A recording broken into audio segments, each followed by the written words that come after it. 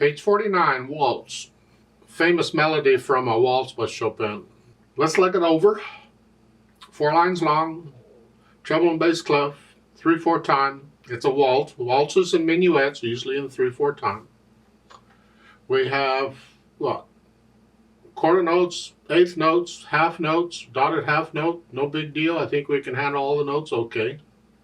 We're moving around a bit. We want to talk about that. I want to talk about a couple other things. At the top of the page, they're talking about you can practice playing the first note that the right hand plays in each measure to get an idea of moving around. For instance, in the first measure, you see the 2/8 notes. There's an RH there. That's right hand. They're telling you use the right hand to play those notes here and the D in the upper staff, those 3 notes. 1 and 2 and 3 and. So the thumb plays the first note, and then they're telling you just play the first note in each measure that the right hand plays. So you had a B in the first measure, a C in the second, a D, and then in the third you're up here to 3. And then a measure 6, then it's 3, 3, and then you're the. So you're moving around just one key. That's nice. I don't know what you need to learn or how you learn or how well you picked up things, because I got a wide variety of viewers, and some people I'm boring them because I'm going too slow, and other people are struggling to keep up. If this sort of thing helped you with the hand, fine, go for it. If it doesn't help you, fine, skip it. But we need to deal with this right hand thing. So I'm going to take both hands at the same time, because for the most part, it's only one-handed or the other. And so the left hand is here. I think the left hand pretty much stays here. It's the right hand that's going nuts. So we'll deal with the right hand. The right hand starts here. So it's 1 and 2 and 3 and during the rest, it's not really a rest. They should put in a quarter rest. You don't have 3 beats in each staff, in each measure, because they sort of combine the staves together and they consider that way. I don't like that kind of writing. I wish they would have put in the quarter rests, since you know what they are, and so you could have 3 beats in every measure in both staves. But we'll figure it out. So it's like in the first measure, the upper staff only has 1 beat in it. You think, what? Well, it's because it's combined with the bottom staff, so you have to take both staves together to get your 3 counts.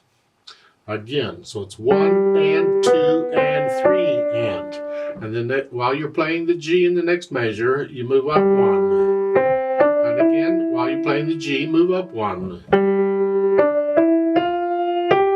And then at measure 4, you're playing the half note with the 4th finger and then the 3rd finger for the 8th notes. Well, let me talk about that. There's different fingering styles. People teach different fingering styles. I had different teachers and they taught different styles, and then I kind of just put them together and made what I felt was right. And one of the principles of the fingering style that I use, that I was taught in college, is we take advantage of repeated notes to change hand positions when we need to. That way we're getting ready for what's coming. And that's what this is in measure 4. You're in this position, and we need to be in this position to go on to measure 5. Well, since we have the 2 G's, we just changed position there. And that's what we're doing. So in measure 4, we're here, and then 3rd finger. 1 and. Again, here, again, is 2 repeated notes, right? So again, we can change hand positions. Then in measure 8, you have the right hand is there, and the left hand is with an F, because you're still in this position. And then we go on, and while you play in measure 9, when you play the G, you move the right hand down, because you're out of position. And you do it again. Basically the piece. I want to take advantage of this piece to introduce another musical concept that the book will introduce someday, I don't know. But it's kind of important in piano playing. And that is the idea of a sequence. A sequence is a pattern or a series of notes or a musical motif that repeats itself going up or down. For instance, here at the beginning we have this, and then the right hand, and then the next line is here. It's the same series, it's a pattern of notes, but they're just going down. That's called a sequence. In piano playing, most of the time, we like to finger each of those occurrences of the music, of that pattern, the same. And here we are doing that. In the first line, you're using thumb on the first one.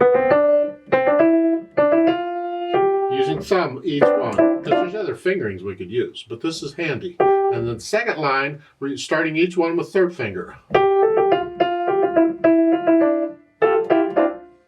Because there are other fingerings we could use, but this is a good one for sequencing going down. This pattern, this fingering works. Keep that in mind when you're singing it. You'll notice if the pattern repeats itself going up and down. See if there's a fingering that works where you can use the same fingers for each of those. So you work out the notes and the rhythms and all that junk, and then we'll add the articulation. You have accent, slurs, and staccatos. We got them all here, huh? Accent, play a little louder, and connect. And then just come up, bump. Be careful. When you come up, good bump, you'll tend to accent it. Because you're coming up, don't. It's not an accent. The first beat,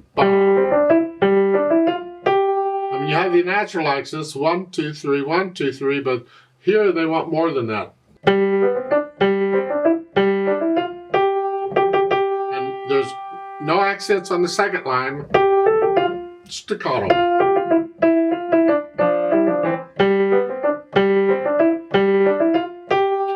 So forth. So you do the articulation, not that fast, but you get the idea, I hope. Then the dynamics.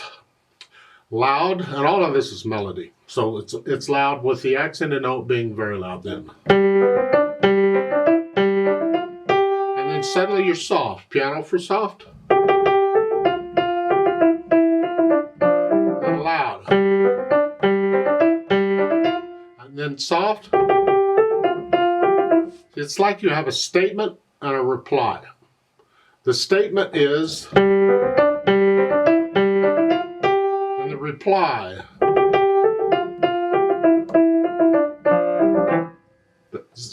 That happens a lot in music, and you'll hear that, and it helps in interpreting the music. And how do you feel the music? Well, think of it as a statement and a reply.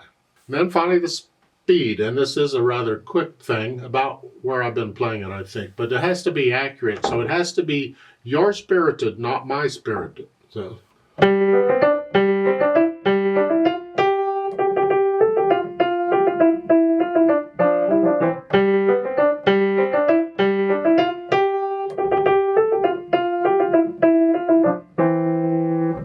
I like to play it with you very slowly. Let's double check all the notes and rhythms. Not going to do any dynamics. I will do the accents, but I won't. I'm going to play them all about the same, all the notes.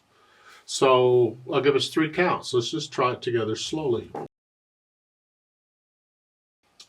1, ready, and go, and 1, and.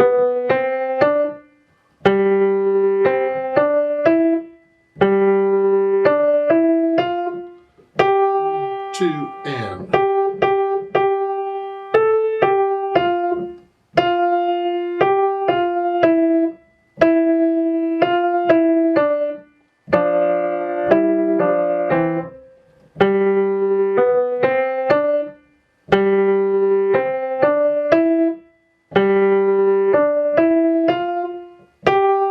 2, and.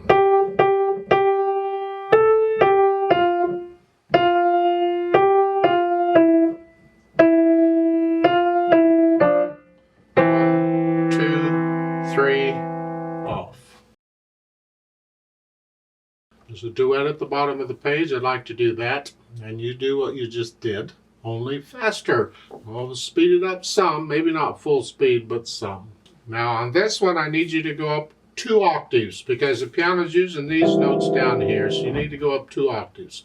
So you just pretend middle C instead of here is going to go 1, 2 octave. And this is going to be middle C up here. And instead of here, you're going to be up here.